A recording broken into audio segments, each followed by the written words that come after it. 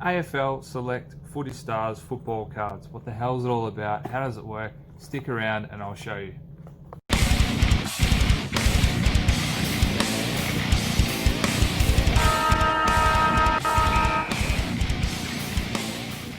Alright, first little quick disclaimer, I'm no expert on collecting cards, but here's what I learnt from collecting the AFL Select Footy Stars cards in 2020. I just wet my whistle. So the cards that I got into collecting this year were the AFL Select Footy Stars, which look like this. Not to be mistaken by the other brand, which is the AFL Team Coach cards, which look like that. Do have very similar looking packets, so it can be confusing to anyone who's sort of starting or has no idea about what's going on. Okay, so firstly, where to actually find these things to purchase them. So if you're out and about, you can find them at petrol stations, Australia Post, news agents also have them.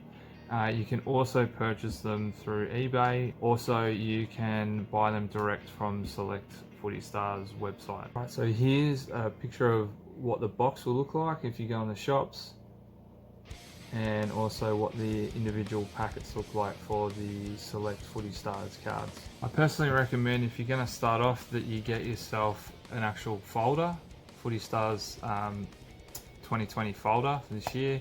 Inside that you'll also get the guide as to what sort of cards you're going to find inside, and also the rundown as well of the checklist. So for each type of card, there's a certain amount of cards. It also gives you all the numbers, so you can track the numbers on your set. And yeah, basically big help to have this. Firstly, I'm just going to run through all the different types of cards that you could come across when you open a pack, so that you know exactly what's going on.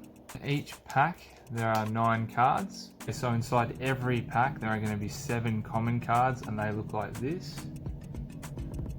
So as you can see, they're quite plain. They've also included AFL women's player cards as well. So now you know what common cards are, or the commons. Next is going to be the puzzle piece, and these are 1 per pack, and they look like that. Here I've got Richmond, the complete set there. And when you put them in order, as you can see, it makes up an image, hence the puzzle.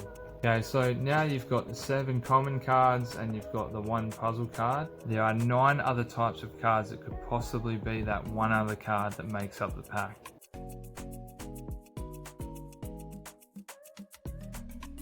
Each of those 5 rarer cards I'm actually going to put underneath the chances of actually finding that card per pack, so you can see how hard it actually is to get those cards. It may also give you a bit of an understanding as to why they're worth so much money, or they're worth a little bit more money than the other cards. So we've got the Fireworks die cut cards, the Starburst Caricature Galactic cards, the Gold Brownlow Predictor card, the 2020 Premiership Predictor cards, and the Holy Grail, the final card that you could possibly get, is the Showstopper. So just like you guys watching this, if you didn't have any clue about cards, I was sort of sitting back going, what the hell is that card? What's this card? I mean, I watched the AFL, obviously follow the Mighty Tigers, but I had no idea what the hell was going on. Anyway, there was a certain point of the video on the box break where they started talking about the amount of money that some of these cards sell for.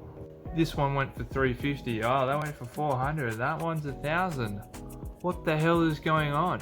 So yeah, that's why I started buying these cards, to try and find the rarer cards to sell, as I'm a reseller on eBay. But then slowly found myself getting sucked into the Footy Select Stars wormhole. And yeah, as you can see, I've got 2 of these folders now full of cards. Obviously wanted to collect the whole Richmond team. Can't unfortunately afford every card for the Richmond team because they are so sought after. The prices have skyrocketed on Richmond. Just on a quick side note, if you are thinking about buying these cards, this is not a card you want to come across. Yes, it's a chance to go to Disneyland, but it also takes away that 1 good card that could possibly make you money in the pack. So You ever see anyone opening packs and they're getting angry because they're getting these bloody win a chance to Disneyland cards? That's why. Not to mention, if you actually want to enter into this competition, you have to send along 15 empty packets along with this card. So if you ever find one of these cards, this is what I recommend you do.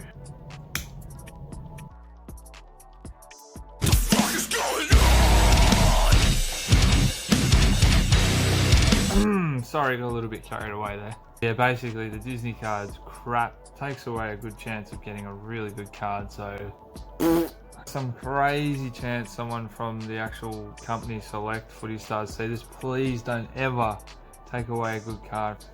That was a terrible idea. A lot of people getting angry. Let's go! For the resellers that are watching this, there is definitely money in these cards. I'll put up a few examples now of stuff that I've sold. Here's some stuff for eBay.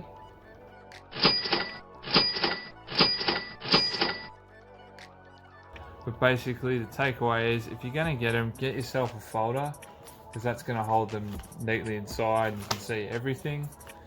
Look out for that one card, because that's the card that may potentially make you money if you're in the reseller sort of mind frame of things. You can actually post these up on Facebook Market too. There are card trading groups that are specific for the types of brands of cards. You can sell the cards or trade the cards on there. I've actually sold a couple of cards on there as well.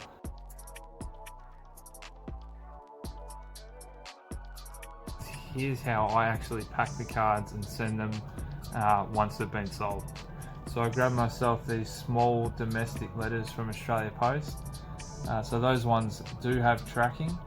So these are great because it's peace of mind for the buyer. They can see where it's at, and it's also peace of mind for you because you can see that it actually got there. If you just post it in the mail with a couple of stamps and say it is a $100 card, there could be complications from that, like someone saying they never got it, or it getting lost, or you just don't know what could happen. So I highly recommend you grab yourself these little small tracked domestic letters.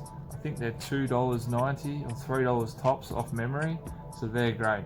Another thing that I think you should really pick up if you're going to be selling these cards is a pack of these plastic sleeves. I got these ones from EB Games actually.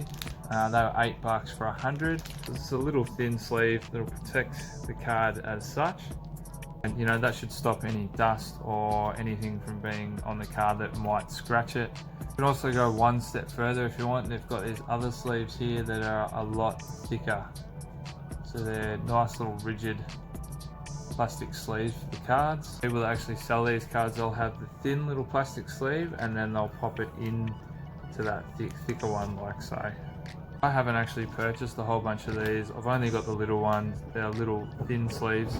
So what I actually do is I cut out a couple of bits of cardboard and I stick the card inside. So there you go, I've stuck that down with a piece of sticky tape. Now that's protected with the sleeve, and just be careful that the card's not actually poking out and that the sticky tape catches on the card, because that could damage the card. So once you've done that, you're going to grab your other piece, put that on there, and then I stick that all around. So it's sort of encased in sticky tape, just in case the letter gets stuck in some sort of wet weather or something like that and some water goes through. At least you know that's going to be protected. You can actually lodge these, so they'll give you a receipt with lodgement and the tracking number on there, just to prove that yeah, you have actually gone ahead and posted that one off. Alright guys, that's it for the video. I hope that's helped those of you who are sort of a little bit stuck as to what the hell is going on with these cards. It's not that complicated. If you pick up a folder, you'll get this guide. It'll show you everything anyway.